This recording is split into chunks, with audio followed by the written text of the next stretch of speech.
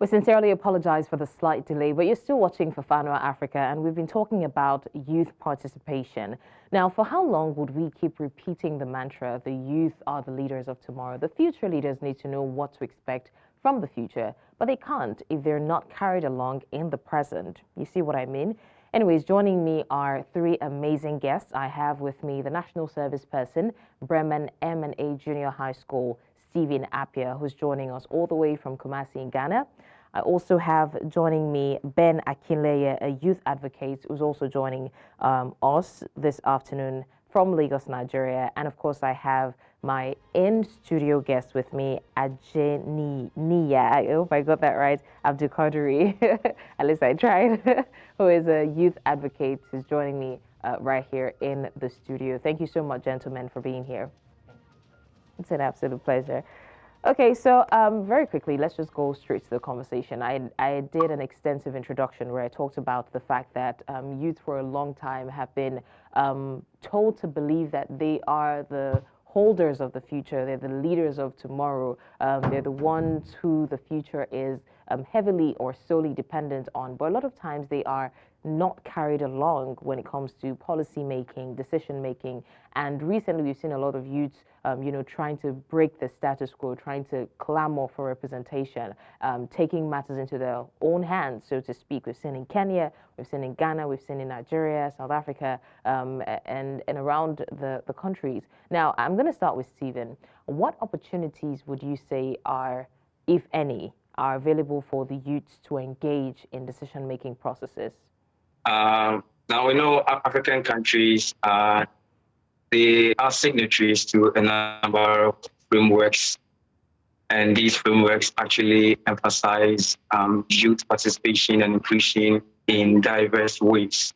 For example, mention could be made of the African Youth Charter, and then the AU Agenda 2063. All these emphasize youth participation in areas such as in parliament, in councils, and other critical decision-making bodies in the country. So, for example, if I'm to limit my conversation to the case of Ghana, now we can see that at the grassroots levels, at the micro levels, a number of youths are actually engaged in the governance process. So, for example, there are a number of youths in my community here in Bremen who are actually unit committee members, and others are also assembly members or presiding members when it comes to governance. And so, I would say some of these are some of the opportunities that actually open way for the youth in Ghana and in Africa as a whole to participate in various angles in the African community. Okay, thank you so much for that. All right, let me come to Abdulquadri, who's with me in the studio. We've talked about the opportunities that probably exist, but we tend to see a breach between these opportunities and the youth, either as ignorance or lack of accessibility or the bottlenecks that exist there. So how can youths better access these opportunities, and are these opportunities equitably distributed? That's if they exist. The world is evolving. Thanks for having me once again. The world is evolving so much, and several African countries are currently in tune with the youth participation, and our youth have an important role to play when it comes to leadership and national development. So yes, there are opportunities. Even if these opportunities are not enough, there are opportunities, and persons make use of these opportunities, but I believe that the fact that the opportunity itself is not enough, so it becomes difficult for multiple youths to get access to it. So even if we attempt to bridge the gap, I feel to bridge the gap, we need to make more, we need to create more opportunities. The opportunities need to be more accessible. There are several youth leadership initiatives, but they only accommodate a few persons. And if these structures can only accommodate a few persons, no matter how we preach the importance of youth participation, only few persons can have access to it because of the limited structure. So I cannot believe that to improve or to bridge the gap, we need to first create opportunities, numerous opportunities. Only then can we bridge the gap, like you said. Great. Thank you so much for that. Now, Ben, let me ask you a very practical question. Do you think that the youths have enough platform to even lend their voices? Because we're talking about inclusion and all that, but I feel like it's even a bit of a stretch, considering the fact that we're in a country where it seems it proves very difficult for youths to actually get their voices heard. And then you have to organize a lot of protests, a lot of, calling out before the youth are actually heard. So do you think the youth have enough platform to air their opinions? Thank you very much. I believe the youth have enough platform to voice their opinion. But the problem is we youth ourselves, we are not taking ourselves serious. That is just it. For us to be heard, for our voice to be heard, we ourselves, we must be serious with whatever we want to do. But these days, even we youths, once someone is trying to organize such thing, we see others backing out, and it's not really their fault. I believe it's the way our nation is being structured. I believe it's the way our nation is being structured. When you try to do some things, so the government will come in to do things that we counter that. A good example is the 2020 End SARS movement. But if we youths can actually take ourselves serious, if we can have one voice, we have social media platforms where we can voice our opinion and it will be heard. But we need to really take ourselves serious and be in one accord before that can be done. All right, thanks for that. Now, Stephen, from what you see happening in Ghana, how effective would you say that social media has been in amplifying the voices of the youth? All right. So personally, let me speak from my experience as one who actually advocated for electoral peace in our just ended election that occurred in Ghana, December 7th. I really got to understand and also know the power of social media. First, it's helped me to establish a number of connections. People actually came into my DM to ask for ways in which they can also contribute to this. And besides, it also helped me to amplify my voice, reaching out to wider community other than what I could have done physically. So I would say there are a number of ways that social media is actually calling for youth participation and inclusion. So one, it helped the youth to actually promote or kind of get global connections.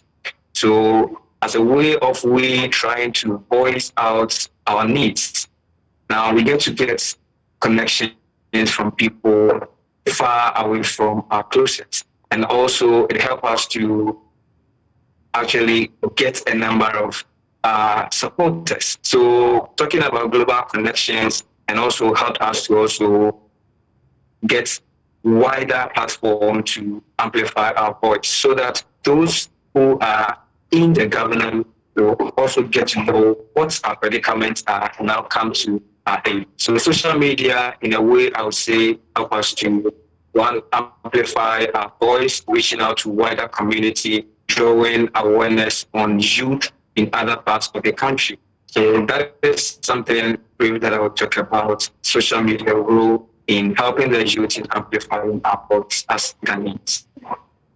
All right, thanks for that. At least you've given us a perspective of how things are in Ghana. Let me come to Abdulquadri. And Abdulquadri, looking at your own observation of how things are done in Nigeria, the political landscape and everything, how would you say that social media has, what role would you say social media has played?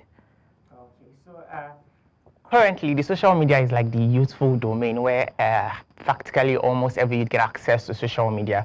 So the youth have been able to maybe preach their ideas and maybe stand and speak for themselves via social media. We've seen instances where several youths come to social media to share their problems, share their struggles, and we see other youth advocating, and we get proper response or prompt response from the government. So I feel like social media is really playing an important role. The fact that it is the youth domain, and several youth understand how to not necessarily manipulate it, but to use it to favor them, to preach their struggles and get other organizations to work on them. However, there's only a little social media can do if the platform is becoming to look like a trap, in the sense that there's only little you can see online.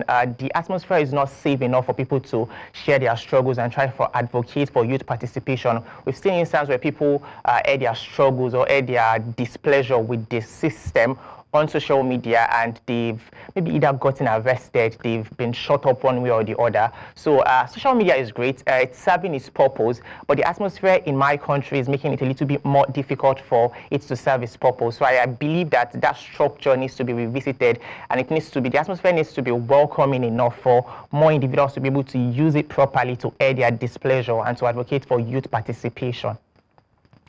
Very spot on. Thank you so much, Abdulquadri, for that. Now, let me come to Ben.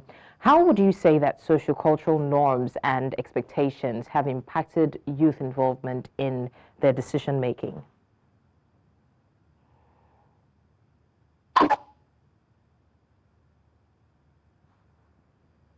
Ben, are you there?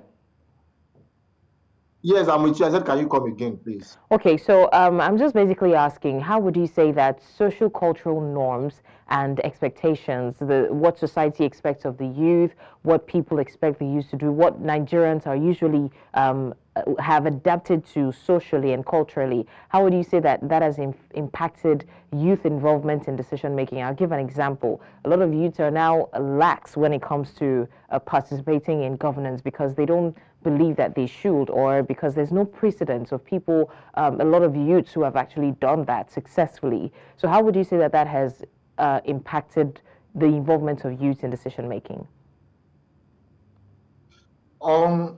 Thank you very much. You see, when it comes to our dear nation, it's not encouraging at all for the youths, because same set of people keep recycling the political posts we have here in Nigeria. And as a youth, if truly you want to be among the decision makers, you have to belong to some cabals.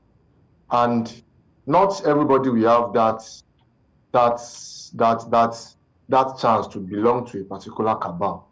You know, it's just like the leaders grooming some youths to be there. So the real youths that are actually interested in it will be very difficult for them to belong to a cabal. And once they are not in the cabal, there's no way they'll be among the decision makers. So this is really affecting our nation a lot. It's really affecting us. And the only way we youths can voice our opinion and it will be heard is it's all the social media platform. And even we youths ourselves, you will see one youth advocating for something and you will check the comment section there. The person, like, other youths will be in the comment section bashing that person that is trying to voice out his or her opinion, which is not good enough. And which is the reason why I said the other time that we have to be in one accord. Because to be among the decision makers in Nigeria, it's a whole lot. Our society, tradition, culture, they are not helping at all. They are not helping at all.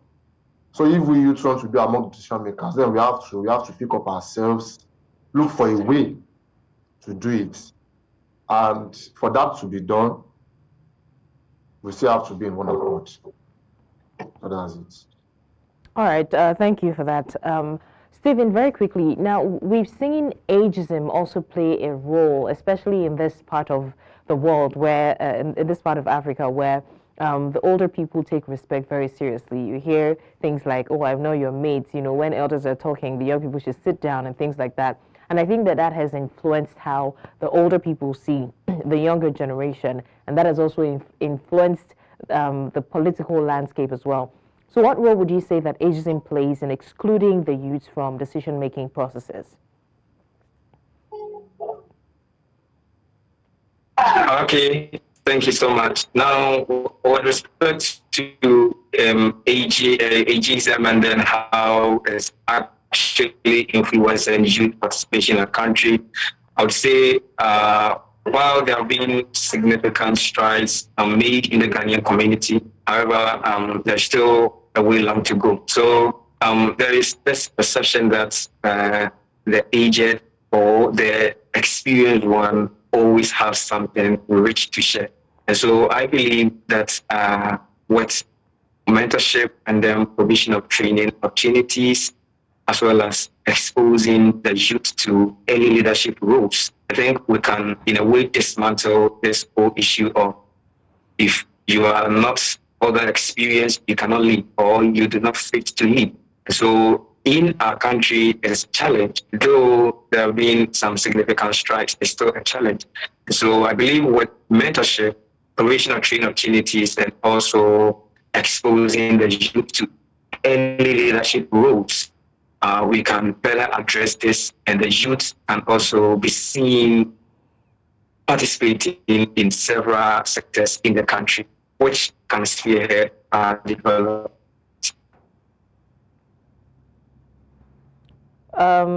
Okay, thank you, Stephen, for that. All right, we're still talking about ageism, but let's take a look at patriarchy as well, Abdulquadri. Would you say that patriarchy has an influence as well on youth involvement, especially when it comes to young women? It's bad enough that women generally are not even still exactly free to participate. We're having a lot of conversations around not enough representation from both genders in the House of Assembly, in governance generally. But then when it comes to younger women, like, you know, as youths, it's worse, right? So we have, you know, certain situation, pockets of young men here and there doing things, but you hardly ever see the younger women being involved in decision making. So would you say that patriarchy has also played a role? I believe that patriarchy has also played a role. See, the way the world works now, we need to understand that you do not need to live on earth for 50 years for you to be able to do everything great. We've seen instances where persons are 20, 25, 18, and they are doing extremely great stuff, because what has evolved so much that you get to learn on different intervals, and you do not need to be so old to take leadership position. When it comes to patriarchy and how it affects young women, you see, we live in Africa, and it's quite sad that we still have the African mentality that women should not be allowed to take leadership positions, and women should be at the inner room cheering their husbands while taking leadership position, and that's the issue. I think we need to correct that mentality first, and we need to understand that everyone can lead, everyone has the capacity to lead. See, leadership should not be based on gender, it should be based on what you can do, what you can bring to the table. And when we're talking about the table, we're talking about a table that both men and women have access to. So leadership should be about what you can bring to the table, how you can ensure that the table is in the right position. Patriarchy has done a lot, and to correct this, we need to evade the mentality, and maybe restructure it to ensure that individuals are aware that anyone can lead, and leadership should be based on your capacities, your willingness and readiness to serve, and not your gender or what the African society perceives as leadership. Right, very well said. Thank you so much. All right, gentlemen, we're still having this conversation. It's a lengthy one, and we're nowhere near done. But in the meantime, I'd like for us to go on a break. It's still for Fanwa Africa. When we come back, we're still looking at this very pivotal conversation about youth representation, especially in decision making. Don't go anywhere.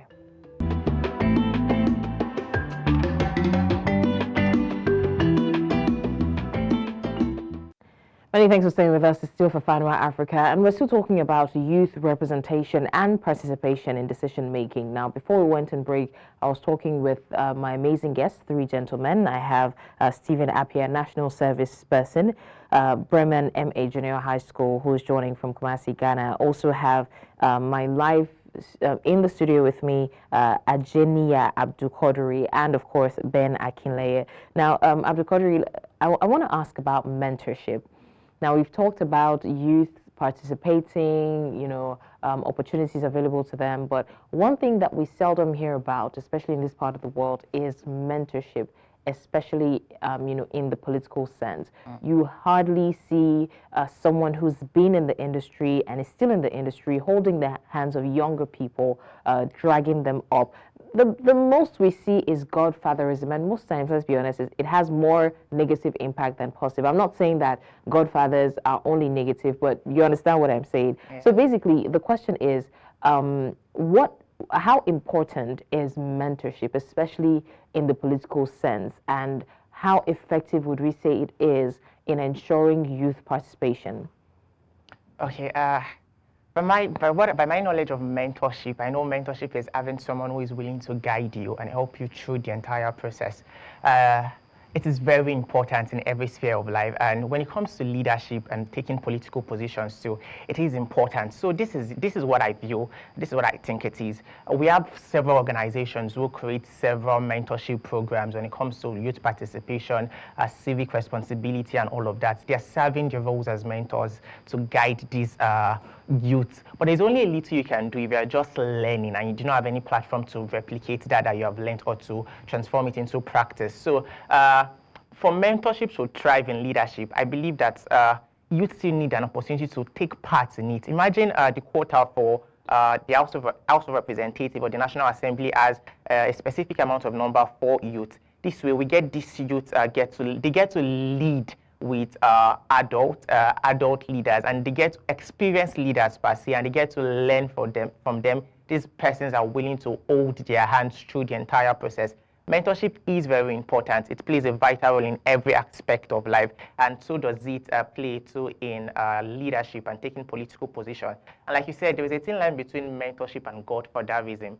There's a very, very thin line that we might not want to cross. So it's important for us to understand that as your mentor is just guiding you, is helping you make better decisions. It's not necessarily influencing your decision, and you do not have to rely on him to make these decisions. And that's why we have several leadership initiatives who are willing to guide and offer solutions. I once attended a conference that had a speaker speak about mentorship, and now you do not necessarily need to have a mentor to do what is right and what is necessary, because there are a lot of structures in place to ensure that you learn. So even if you do not have a mentor, you can still ensure to learn leadership. So learning leadership, you do not necessarily require a mentor, in as much as having a mentor is great and it makes it easier, it makes it seamless. But there are other routes you can go through with or without a mentor.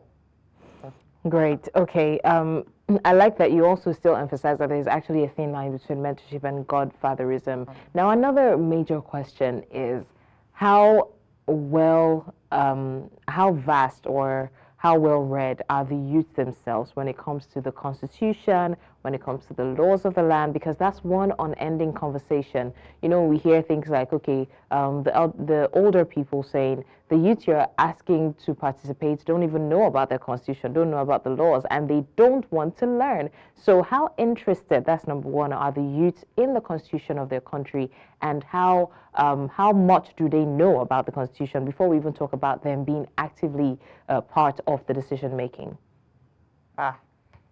Personally, I feel like that question and the excuse is a very lame one, because we've seen instances where our adult leaders make mistakes while making presentations. We've seen instances where they don't even remember the laws that they made themselves. So everyone can learn, everyone can become interested.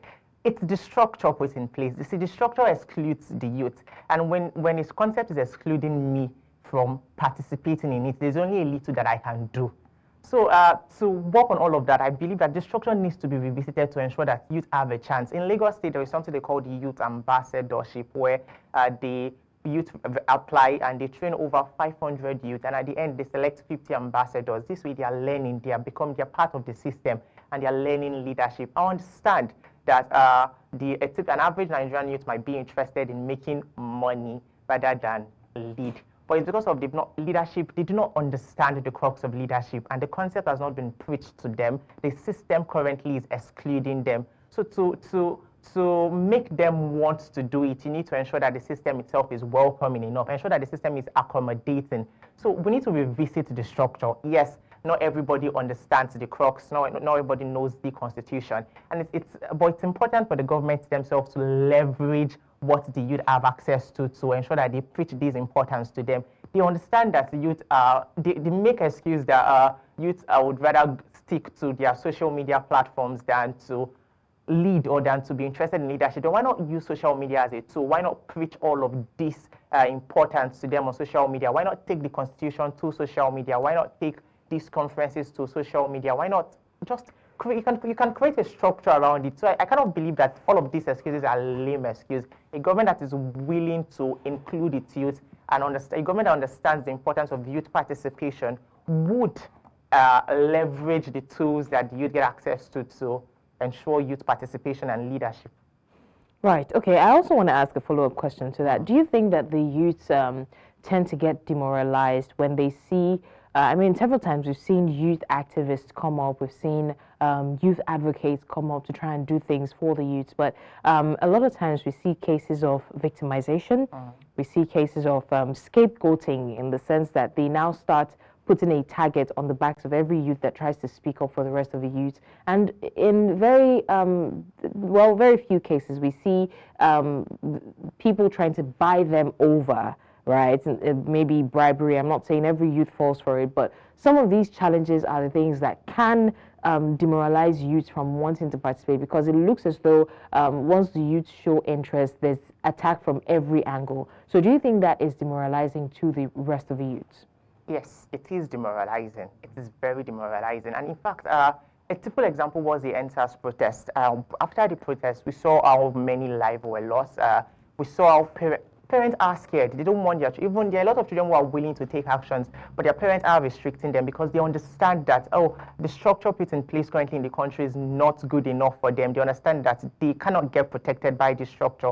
And I guess that's why it's important for we to revisit the structure first and ensure that the system is safe, the system is accommodating, and the system would allow them to do everything they want to do. And I think that's the role of non-governmental organization. I personally was a part of the Youth Leadership Development Program this year. And aside from just enabling me and teaching me what youth leadership means, the platform gave me opportunities to debate contemporary issues. And it's also funded, the platform is also willing to fund some of our projects as youth in Nigeria. So it's important to stand up. Yes, youth want to lead. They understand this stuff and they are willing to take actions, but they need support system. And that is where the non-governmental organizations come in, the institutions we have in the country, to just help them, guide them, lead with them, if that's a word, if that's a concept. Yes, lead with them, guide them, and fight for them too. I think that's important. Fight for them, protect them. Use the law the right way, protect them, ensure that they do not get demoralized. And in instances where the systems put in place are trying to shut them up, these institutions can easily recognize them, human rights institutions and all of that, and just be willing to push them through the process. So when I'm taking action, I need to be assured that I'm safe and there is nobody who, even if anyone tries to stop me, there are systems in place to stop the person from stopping me. If you get me, yes, that's yes. I do. I get you 100%. Okay. One final question before we go, Abdulquadri. Right. Where do you see youth participation in the next 5 years on the African continent, with all of these things that we've said put into practice? I would say the structure put in place currently is not really impressive. However, several institutions are trying their best. Like I said, I was a part of the Youth Leadership Program, which nurtured over 1,000 youth in Nigeria. I know about the Lagos State Youth Ambassadorship structure too. And I know that a lot of institutions are now recognize the importance of youth participation, and they're currently working towards it. And I'm confident that if the government also restructure their plans and ensures that the youth have more access to leadership, and structures are put in place to ensure that they are learning and they have opportunity to replicate this learning into practice. Honestly, I see a future where youths are part of the decision-making process, where youth are participating properly in government. They have a say, their voices are recognized, and yes, I just see a sane future where youth have a say, the adults have a say, and everyone has a say in leadership. Thank you. Great, thank you so much, Abdulquadri. Okay, let me spread that question around. Let me go to Stephen.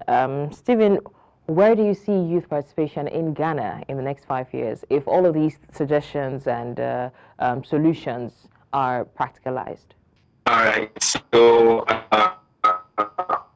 once these suggestions, these strategies are actually implemented, then it is apparent to say that. All right, Stephen, I'm so sorry. We do not have clarity with your audio. I think it's a network issue. Let me try Ben. Ben, where do you see youth participation in the next 5 years? Final question before we wrap. If we youth can work on ourselves and make the goal of being among the decision makers priority, then I see us stop there. But are we really ready for that? That's my first question. Are we really ready for that? Because I was in a meeting a few months ago with one of the SA to Lagos State Governor, and during the meeting we were discussing a lot about a particular movement, and majority of the youth there, they were like, how much are we getting? So I felt somehow that day that if we youth at this point are still making money our priority, then when exactly are we going to get there? When exactly are we going to be among the decision makers? So if we youth can take that monetary part out, if we can make being among decision makers our priority, and if we keep working on that, I believe in the next 4-5 years, with the way the world is revolving around now, I believe we will be up there. But we have to make that a priority first and leave out the monetary aspect of it. All right, thank you so much. That's the most we can take on the show today. I just want to say a big thank you to Stephen Appiah, National Service Person, Bremen MA Junior High School in Kumasi. I also want to say thank you to my live studio guest, Ajenya Abdulquadri. I got it right this time. Youth Advocate, who's with me in the studio, and of course Ben Akinleye, Youth Advocate in Lagos, Nigeria. Thank you so much, gentlemen, for joining and for weighing in on this very important conversation.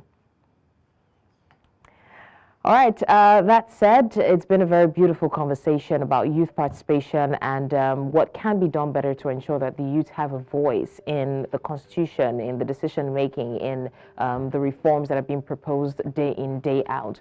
Join us in our subsequent episodes as we discuss more issues pertaining to the youth across Africa and the solutions to these challenges. Till then, my name is Blessings Mosugu, and it's been an absolute pleasure being your host. Compliments of a season and enjoy your festivities.